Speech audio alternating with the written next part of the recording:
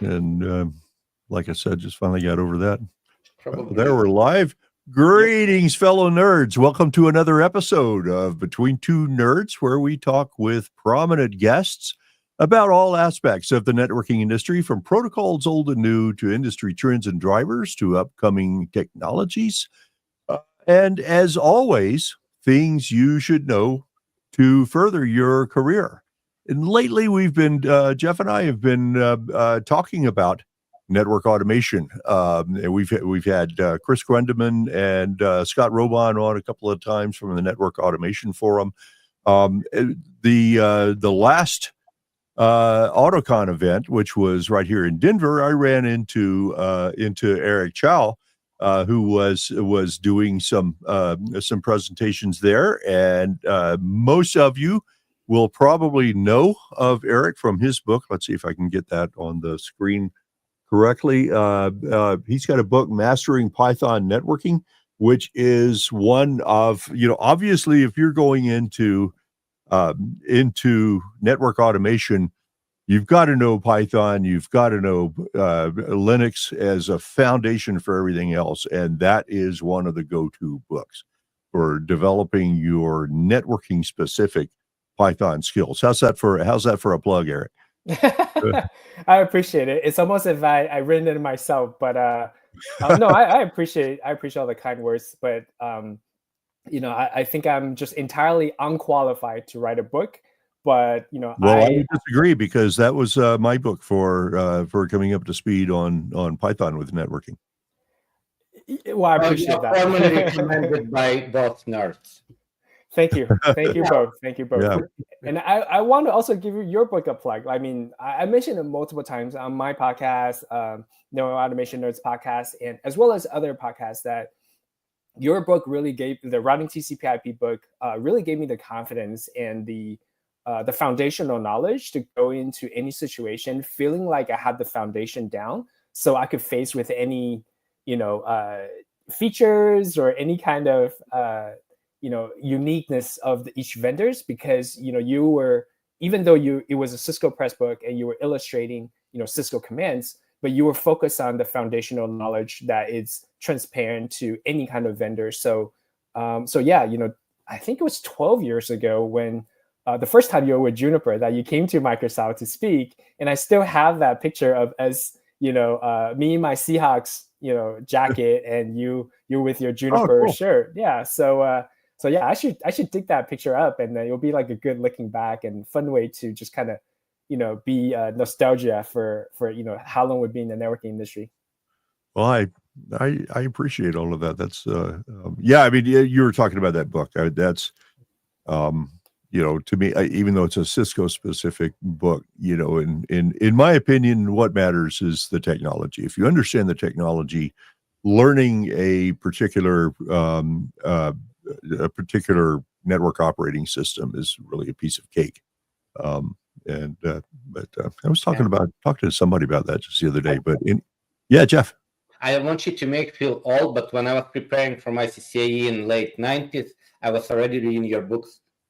I think that was one of the that was like a requirement list of books. Yeah. There was a reasonably good book from Juniper, but probably written like in 99 or so. But that's pretty much it. The real networking, you were the only true source for it. Well, that's fun to know. If you want to show how really old I am, when I did my CCIE, I actually did the last CCIE lab where they used AGS pluses. Oh wow! Part of the lab. Anybody that's familiar with probably some of our younger viewers probably don't even know what an AGS plus is anymore. But some of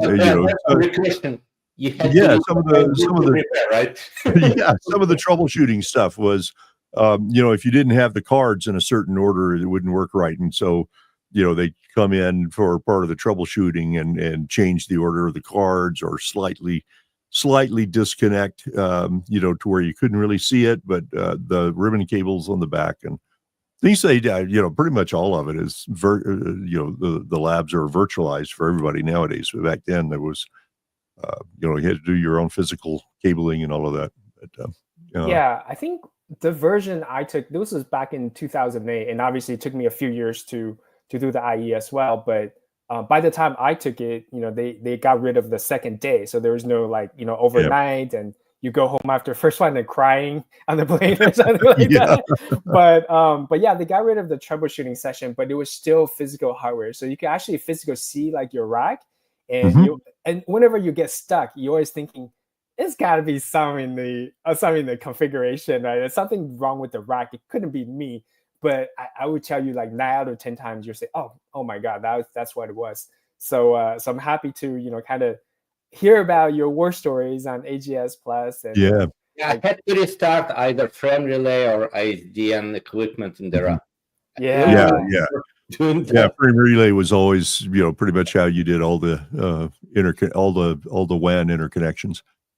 Right. All the mapping, the what is it, Delcy, and all those number and the static mapping. Yeah. So anyway, we should talk about automation. Why? We're just having so much fun talking about AGS Plus, but so I did want to. You do a podcast also, right, Eric? Yes, sir. You want to tell us a little bit about that? Yeah, again, I'm entirely unqualified to do a podcast, and I didn't really know what I was doing, but I thought it would be fun to actually just to record some of these interesting conversations that I've had. Like we bump into each other at AutoCon 3, even though it was during hallway, but even in that 10 to 5-10 minutes of conversation, it was still valuable to just glean from the various conversation. And I thought it would be a good way to kind of aggregate those. And selfishly, I wanted to reach out to people who I thought were beneficial to talk. And and that gave me a great excuse to just reach out to like Kirk, or, even though I've known him before, it wasn't in the capacity that I wanted to direct the questions to. So it gave me a great opportunity to just reach out to people. And it was secondary about, like making money, making more sustainable. It was kind of a passion project. So yeah, it's called Network Automation Nerds. I did it by myself, do all the editing, scheduling, and all of that, intro, outro kind of stuff by myself about 2 years.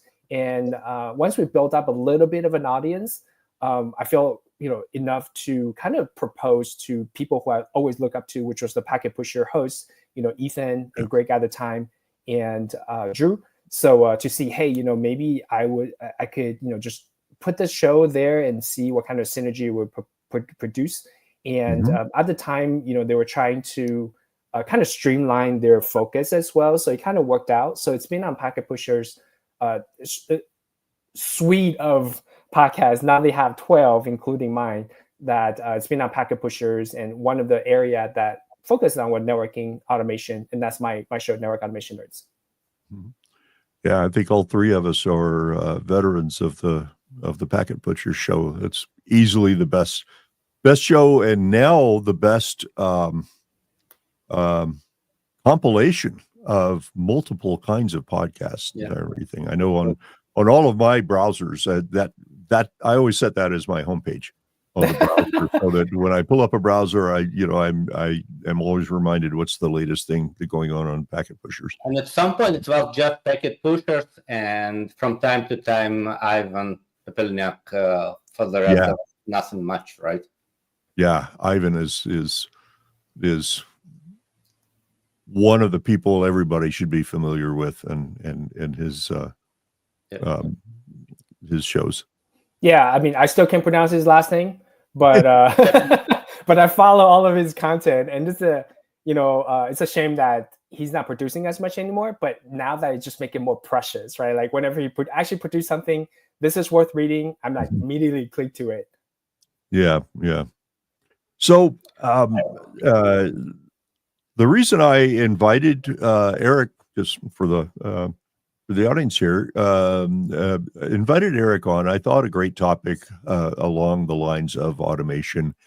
And this really comes from all the AutoCons that we've done and attended, and hearing the kinds of questions people ask there, the kind of interests they have, is the basics around.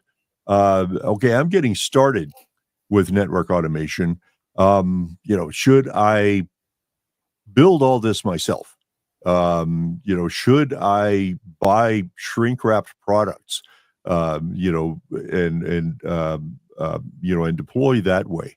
And sort of a middle ground between that. Should I use open source?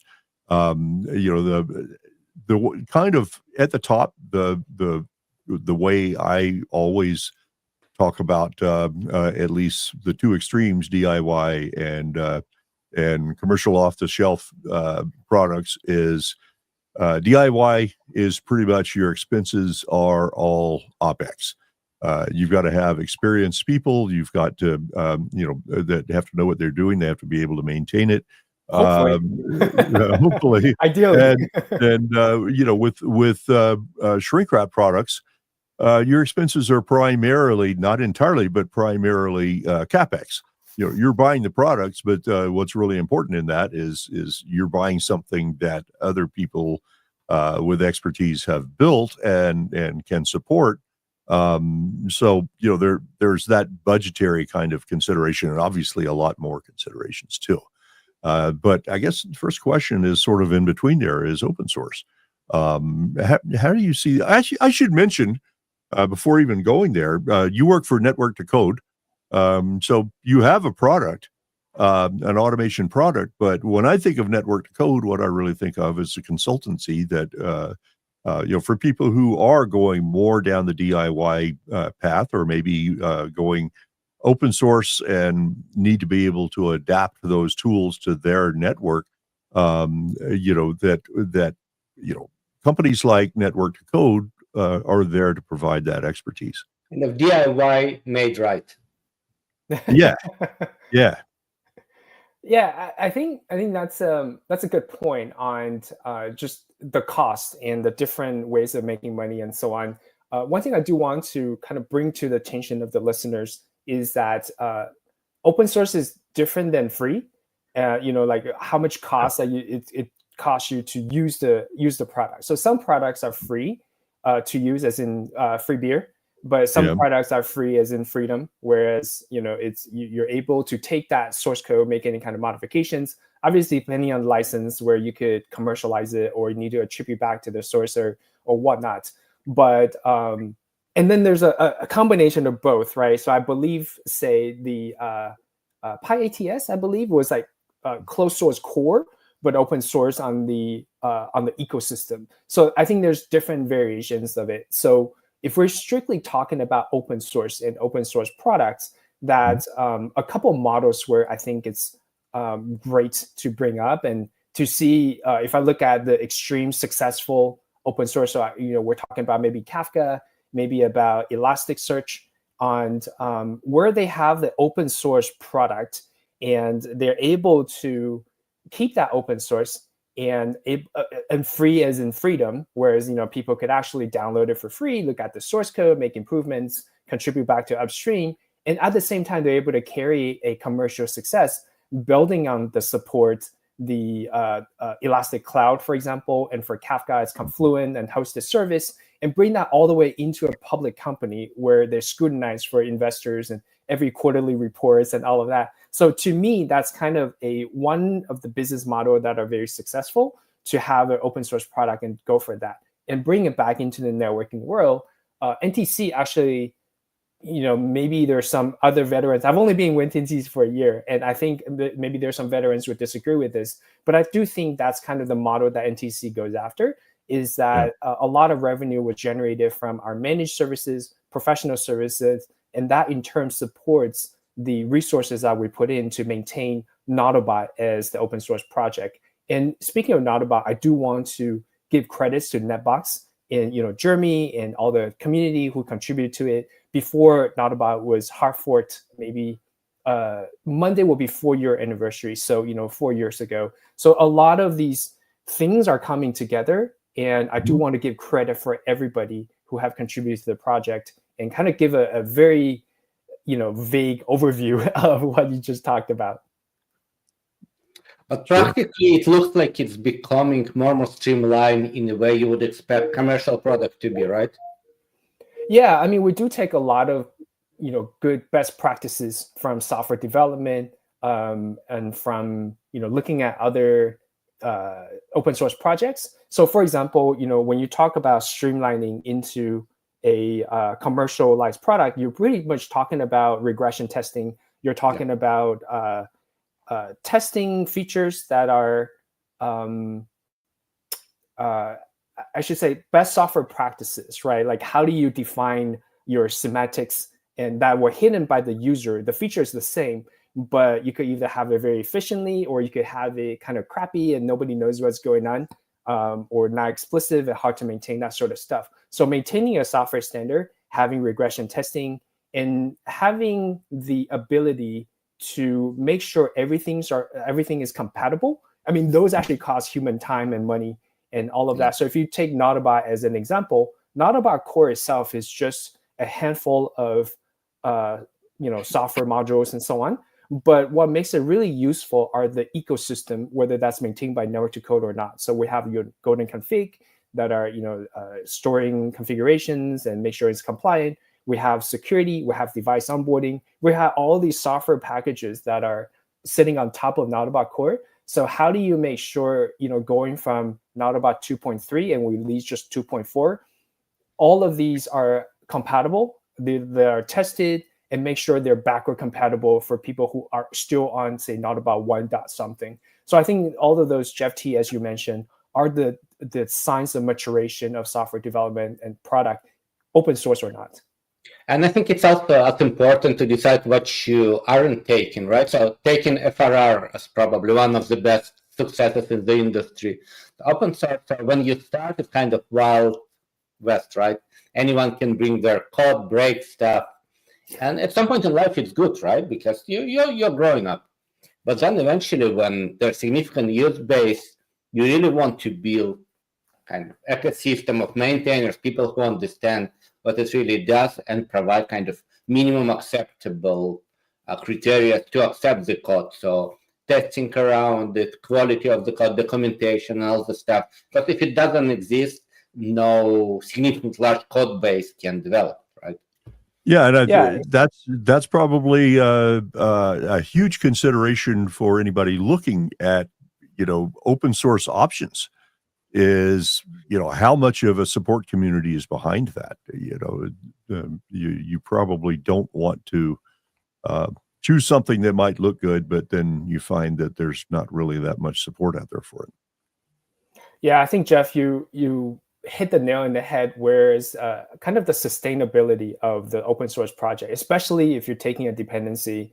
I mean, forget network automation, think about Python, right? Python is this weird language that, for people who may not be familiar with, Python is community driven 100%, as opposed to, say, C#, where it's, if you want a feature, you got to go ask Microsoft, right? And or some of the JavaScript library and so on. But whereas Python is 100% community driven. So if you build your business on top of Python, think of like YouTube, back in the days, or Instagram when they first started, that how did they take a dependency on a software that's 100% community driven, where how soon can they fix this bug, or how many features can they add per quarter? And all of these are questions where you want to ask when you hit with the open source project. And coming back to network automation, as you mentioned, if you want to have an open like source of truth or orchestration tool, who's behind it? What's the sustainability? Are they going to go out of business within the next year or two? Then what does that mean for me? So I think all of these just comes back into the sustainability question. And what you talk about, then some people might just say, it's not worth it for me. I want to go DIY route, which a lot of hyperscaler, as you both know, are doing, right? Like they don't care. They just wanted that full control. Yeah. And I mean, for DIY, if you're Amazon or Google or Microsoft, that your operations are pretty much built around coders. There's a few developers there. Yeah, just a few. And that's not a challenge for them, but for, a smaller network operator or obviously a business for whom, network operations is not the business itself, that's a giant consideration. And, I've run across that. I'm sure both of you have too, of people that think they want to go down the DIY path, well, I can develop something that is tailor-made for my organization, for my network, and I don't have to put in any bells or whistles that I don't need. It can be exactly what I want it to be. And they're usually surprised by the massive amount of effort to do something like that. So actually, it's reasonably easy to bring version 1.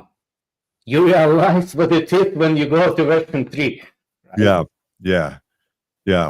And kind of a little bit related to this, on the chat here, Manoj Kumar has, it's not really a question, it's a comment, but it's a very pertinent question. He says, I joined the networking industry so as to not learn coding. It seems like it's caught up to me.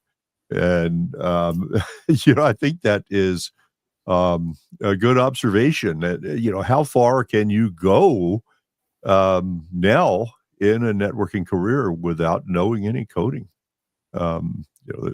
It almost seems like we've heard that before, wasn't it? Jeff T and Jeff T, right? A lot of, and during my own podcast episodes, usually we start with just asking the backgrounds of the guest, right? Like, how did you get here? What path did you take? And I would say 3 out of 5 guests probably had the same thing as Manoj, the same path as Manoj. Is, I took a coding class in college and it was horrible, but I still want to do, technology, and that's why I chose networking. And to a certain degree, that's how I started as well. I started with Java, and I knew this was not going to be the thing that I do for a living. If it is, I kind of, I cry myself a river, right? So I wanted to do technology, but I don't want to code, just because I wasn't my interest in all that.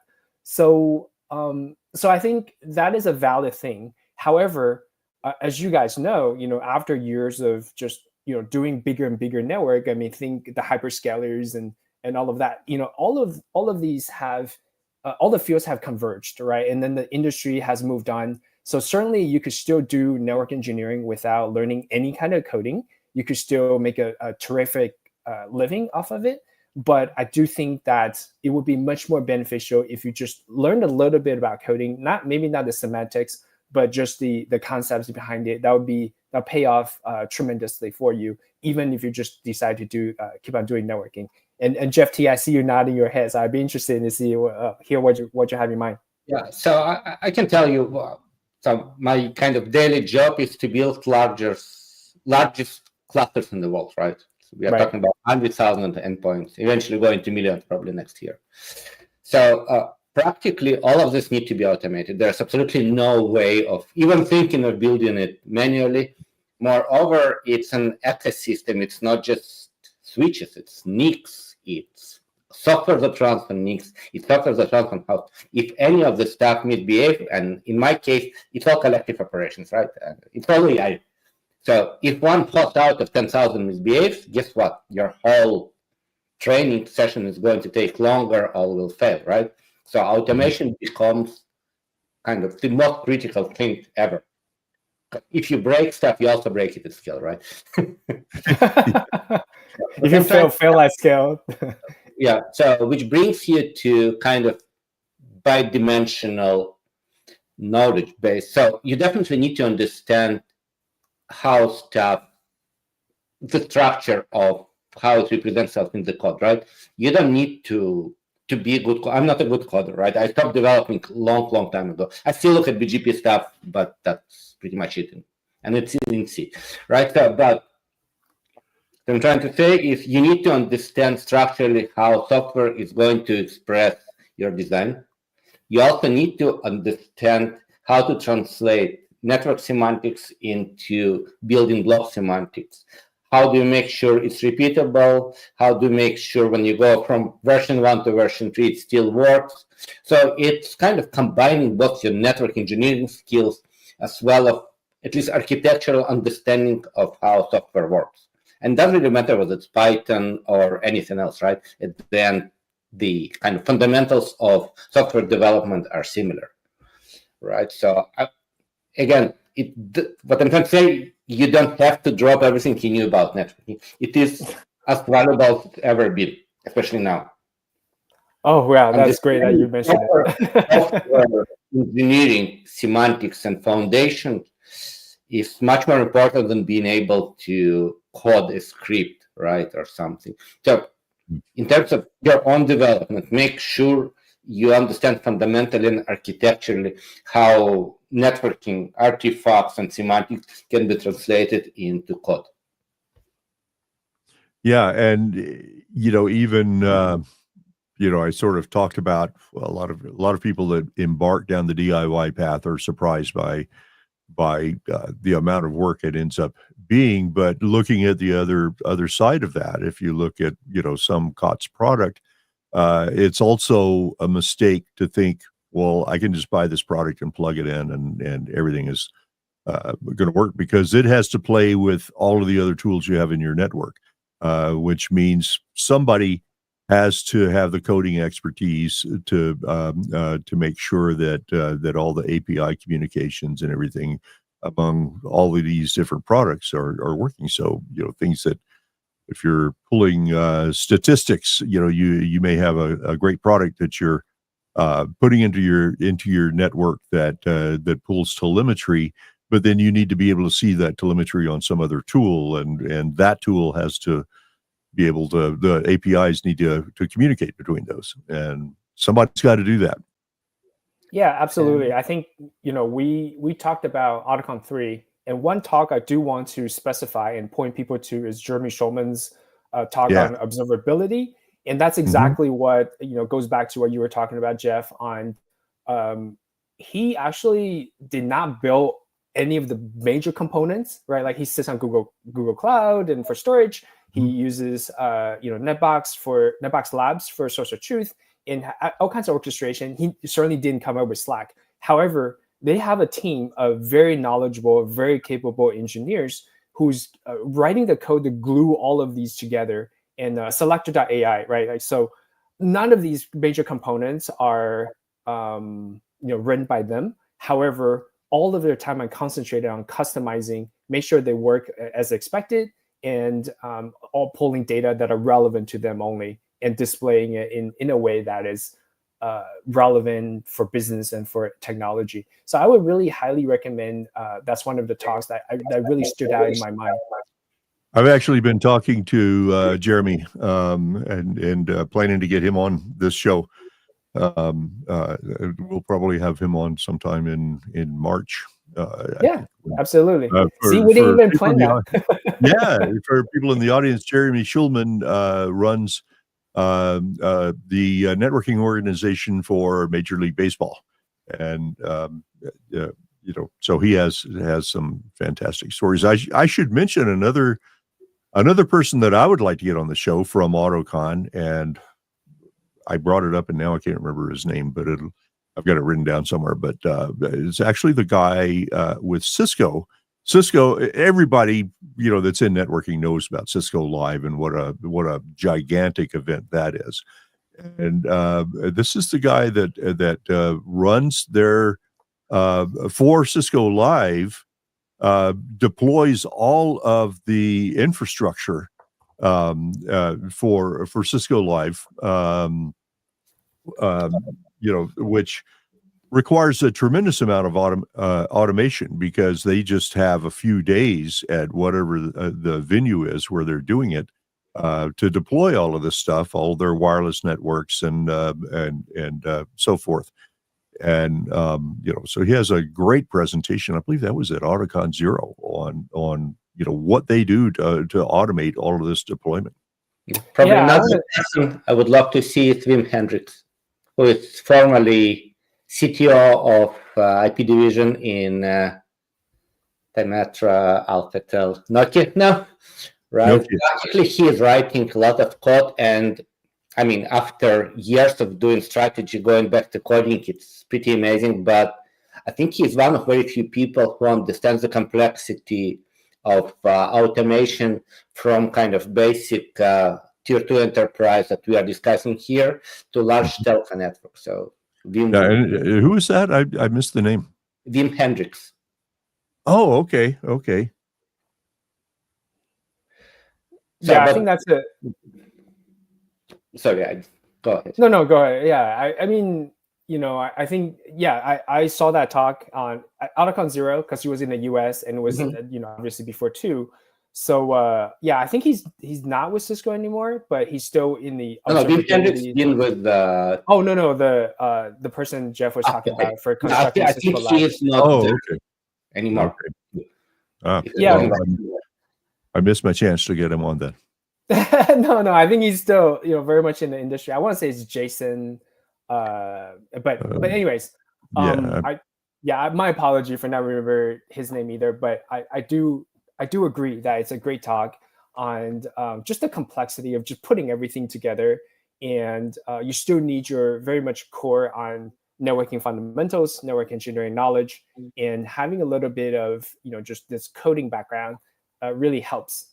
And I do want to agree with Manoj, and I think we're all in agreement here. It's just that, in today's world, probably the door or the career path is narrower if you want to just strictly sticking with the speed and feeds and the physical layer. It's still there, but why, right?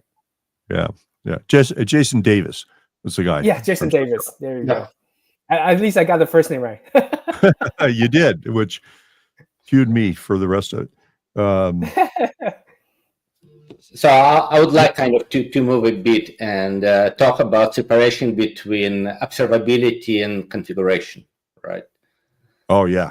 I think it's a very important topic, and to a larger degree, configuration kind of been solved, right? Especially if it's reasonably static. I think observability is when it becomes really interesting and brings real value, right? So I would really like for Eric to kind of explain how he sees it, how he works. I mean, you're still getting different types of data over different channels, from OpenTelemetry to GNMI to basic, counters and everything else. So how do you see this evolving? I think it's still very much evolving, and let me go do another plug for my three of my friends for the Network Observability and Observation book from Pack Publishing. So David, Josh, and Christian Adele for their book on that, and that pretty much was developed.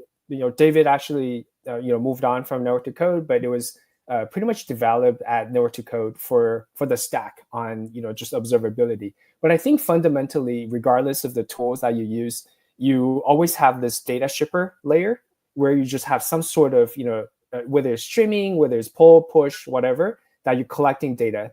And there's another layer where you need to store that. You need to transform that raw data into something that you would make useful of, and then you store that data somewhere, and then you visualize that data for some kind of relevancy in the observability stack. So I think, each of these layers are kind of open field at this point. Yeah. For me personally, I'm more familiar with the Elastic Stack. So for data shipper layer, I think of Logstash, I think of Beats. For the storage layer, I think of Elastic. And for the visualization, I think of Kibana. So I know, even for my friends' book, they have 3 different components for each of these data shippers, storage, and visualization. Like Grafana for visualization. For storage, I think they have another database. But at the same time, I think going back to what we talked about with Jeff D in the beginning, where it's just that if you compartmentalize them into the different components, then it's almost like OSI model, right? Like nobody uses OSI model per se, but they use it as a reference. So now that when you look at a new tool, you say, hey, is this a storage layer? Is this a visualization? Is this a data shipper? And I'll be interested in your thoughts on that as well, Jeff. Jeff D or Jeff T? Either one. Jeff D, you're up. Yeah, it's. I absolutely agree with the idea of layering. Something that I know you and I both have encountered that was really kind of a surprise to me with the Autocon events is how often there are still questions around single source of truth. That I would just assume that's an old concept that people understood, but it's still discussed. Every single Autocon we have that. Well, what do we really mean by single source of truth? And I think that layering, getting to the point where to just say single source of truth. I mean, the whole idea is, every single node in your network is a source of truth. But if you have different vendors, different types of nodes and everything, the truth they have, their view of the network is going to be different than maybe a lie for another one. Yeah. Yeah, exactly. And so you really need a single viewpoint, hence single source of truth, that allows you to see your network holistically and see the data consistently across your network. Whatever telemetry you're looking at, going to observability, the state of your network, and so forth, the state of individual nodes, and to be able to build that single interpretable, there's a hard word, source of truth in your network requires that kind of layering to get there. I love that it's being formalized like that. Yeah, so I think some time ago we published RFC 9315 that defines kind of terms in intent-based networking. Not surprisingly, I think it does really good job on clarifying concepts of single source of truth, and how different elements interact with it, right? How you decouple policy definition from policy instantiation, all the different layers that, it's a theoretical document, even so I brought a lot of my knowledge from upstream to it, how we develop stuff. It's a very useful document. So again, it's RFC 9315 that kind of defines these terms and clarifies what they do and how they interact with each other. So I would really advise to read it. Yeah, it certainly helps to have kind of a reference model, if you will, to just kind of plug things in when it's something that's brand new. At least that allows you to form a little bit of a context around it. So for me, I think of different source of record and different source of kind of read operations, but I don't know if it's. I'm interested in you guys' thoughts on this. I don't know if it's because we network engineers have lived in the internet age with like distribution or distributed brains is the norm. So we're kind of allergic to this thing of, we're kind of associate negatively to some sort of centralized things, right? Like if you have like a centralized, ATM, mapping directory or whatever, right? Like then that ultimately failed and so on. So I don't know if it's just because very unique to our mindset of where we think stateless and distribution wins overall. So we're kind of allergic to anything that's single. So I don't know. All of us, I think eventually as you mature, you end up in kind of logically centralized, physically distributed paradigm. That's the only one that scales, works, and actually been successfully deployed, right? And again, looking at kind of IETF side of things, we've been working on kind of this kind of architectures for a really long time. So we produced ACTN, which is a kind of controller of controller architecture that you would see in large telco that has optical layer 1, layer 2, layer 3, and so forth. So this is really top-down approach, right? So you take your kind of business logic and you try to push it down. You have kind of service view, device view, and so forth. So you go top-down, and eventually somewhere very, very down, you end up with configuring a router, right? With particular service. On another side, a lot of people came from, reasonably small companies where you have limited number of devices, and you really start with, I need to configure VLAN here, here, and here. How do I automate this? Right, so eventually you converge. But Mhm. you definitely need to have some kind of controller that rules them all. But you also need to understand what needs to happen on every single device. And eventually they become different versions, different vendors, different functionalities. And you need to understand the differences. So you need some kind of abstraction there, right? So I think it brings us somewhere in between where, again, you need centralized logical view. This is how you provide business logic. There's no way around it. Mhm. On another side, at particular sites, centralized solutions just don't work. We've seen open flow Yeah. and kind of solution, right? So let network do what it does best, to distribute information among different devices and to become either eventually consistent, strictly consistent, but to have same view and compute loop-free topology.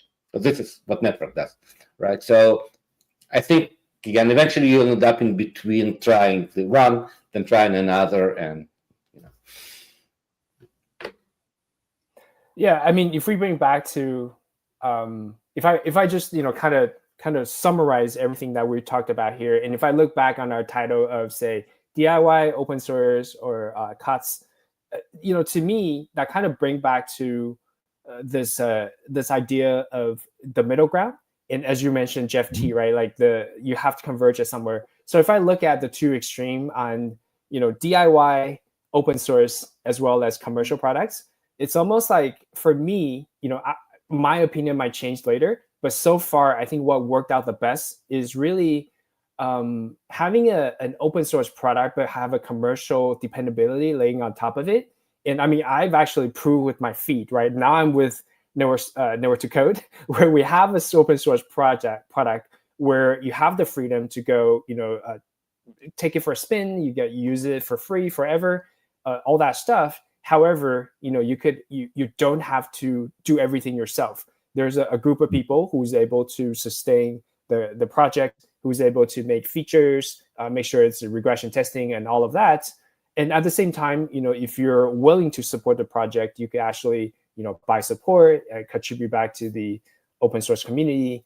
And to me, so far, that seems to be the best model, so that you don't have to build everything yourself. You do have some sort of commercial support if you need it, and you still get to use it and still get to go home at 5 or attend your kid's soccer game, which is what I care about.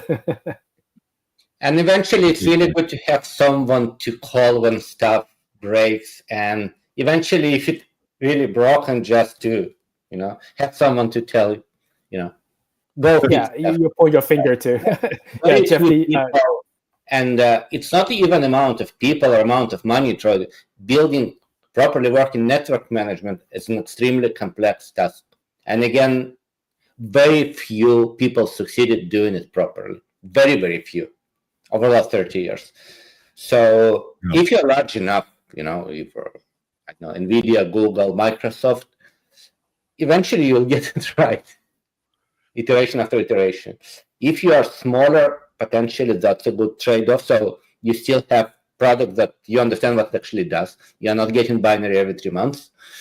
But on the other side, you have people who do it for a living, right?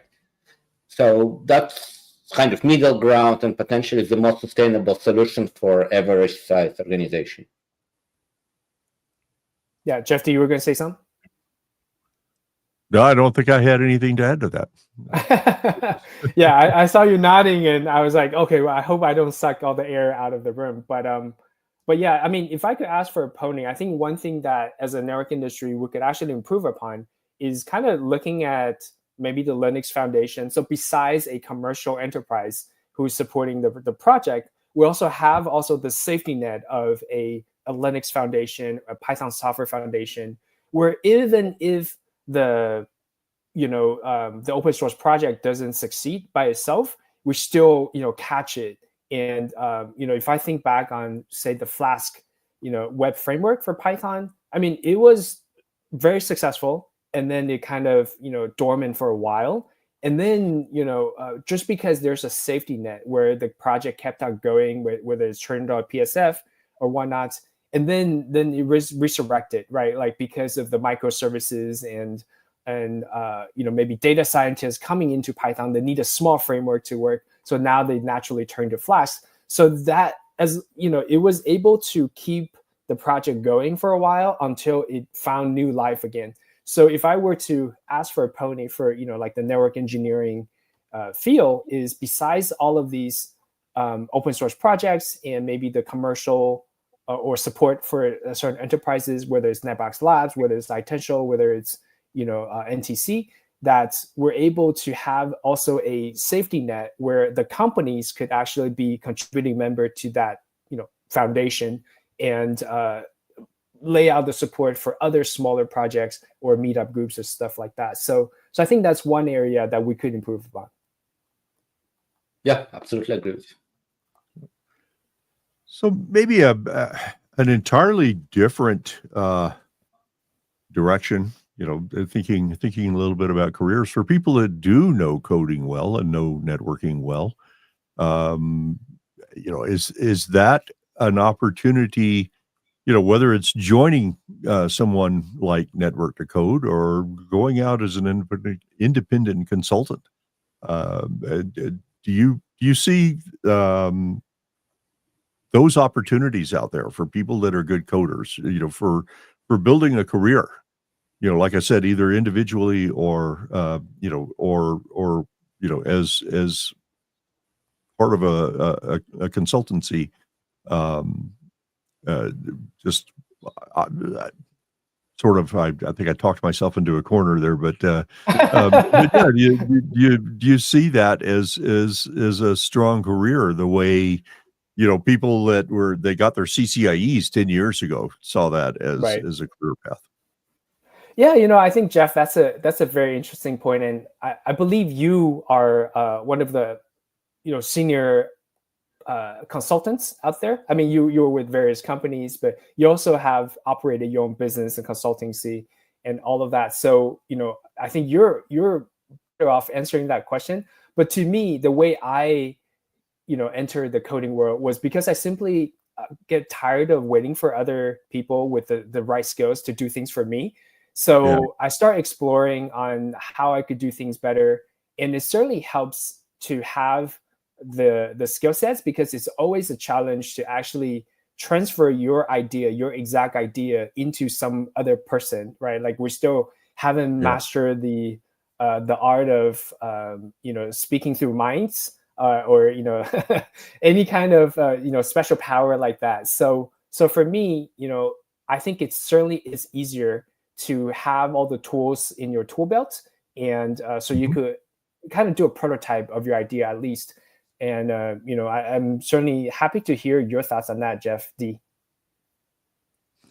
Yeah, I mean, I think where a lot of people get into, well, I should say before I go there, I mean, you see that reflected. I said something about CCIE, but if you look at certifications now, CCIE, Juniper's JNCIE or whatever, they have a DevOps track now. Pretty much everybody does, because you see that so much as a career direction. And now I forgot the other part of what I was going to say about it, but yeah, I mean, it's I certainly see that as an opportunity, a career opportunity for a way to advance. And early on, I mean, a lot of people first got into automation and coding and the such simply because it makes your job easier, and it may be, you start off, and I think that's the way a lot of people started off, simply you learn a little bit of Python scripting, maybe you learned, showing my age, expect scripts and things like that, simply because you want to be able to log into all the routers in your network and pull certain IP addresses off or whatever, or make, some simple modification, and it's just saving you a lot of work. So, it's just a simple time saving tool. And I've been really interested in the way that's evolved to now you have, from, being able to do a Perl script you know, 15 years ago, 20 years ago, to save yourself some effort to being able to build a career around it, you know, and get a CCIE DevOps certification. Yeah, I think I've had Michael Kennedy on my podcast before. He's the host of Talk Python podcast, one of the longest running Python podcasts, and we talked about this hitting that ceiling, right? So Python is kind of this, and I'm using Python as an example, but I'm not excluding Go or Perl or anything like that. But Sure. for Python, it's this kind of special language where it's relatively easy to get started. It's almost as easy as the block coding, like the Scratch of the world. To get started, to get something going. And because of the growing ecosystem that there's out there, that less and less friction for getting something from hello world to something that's useful is it's even less right now. Back to when I started. But it's also a language where it's very hard for you to hit that ceiling of, okay, now I've graduated enough. I mean, think about if you use Scratch, can you use that to construct like a real program or anything? You hit that ceiling real quick. And so pretty soon you have to go through a real programming language from scratch. However, Python is not like that. So it's easy to get started, and the ceiling is super high. So for me, after doing it for, I don't know, 10 plus years, I still haven't seen that ceiling for me. And it's kind of rare, right? And that goes into what you were talking about. Learning a little bit of coding in Python in particular opened up different doors. So if you want to go into data science, there's PyData, there's like whole other universe out there for you to do. If you want to do web development, Django, Flask, and all these other, the world is your oyster. And if you want to do DevOps, absolutely, right? DevOps tools, Docker, I believe, was announced 2013 at PyCon in Santa Clara. So, I mean, all of these other doors have opened up for you. All you need to do is decide which one's for you and go after it. So 100% agree what you talked about on just opening up the doors, having in your tool belt, and having that as a career choice. Not to mention, of course, what's huge now is AI. And all the Python modules and tools around AI right now is and that is a natural progression toward PyData, right? Machine learning and all these data science are like, hey, it's pretty nice here. Why don't I just stay here and use Python for the next stage? Sorry, Jeff T, I think I cut you off. Yeah, so I think to some degree, kind of basic Python skills are going to be commoditized by agentic AI just doing the code. So the value of human is to understand the dependencies between networking and coding, right? You can already get a pretty good piece of code, just not writing yourself, just being able to express what you're trying to achieve. So we saw a lot of people coming from software development into networking, but kind of keeping networking to basic level, right? I need to configure wheel, I need to configure IP address, I need to configure BGP session, right? So you focus on what needs to be done and automating. That's what kind of the first wave of automation. So again, from my perspective, pretty much done deal, and you can have someone else writing code for you, or you could hire Eric, who would happily do it for you, right? I think where the real, no, I mean, it is what it is, right? You can do it much better and much more effective than someone else. So I think going back to kind of first principle and knowing networking at bit level, protocol level, this is where the value you could bring into automation, because you are not only configuring BGP session, you're also understanding why your BGP session isn't reaching established state, why it gets stuck between two particular states. And if you have, one router, you can log in and debug. If you have 100 or 1,000, without automation, you're just stuck. So being able to bring your understanding of networking protocols, and there's a lot of stuff going on protocol development, there's new protocols, there's AI-related stuff with congestion control. Again, the networking has never been as cool as this now, right? Bringing it into automation world where you can automate this really, really complex topics, but not only from kind of configuration perspective, but from operational perspective, why stuff isn't working as you expected.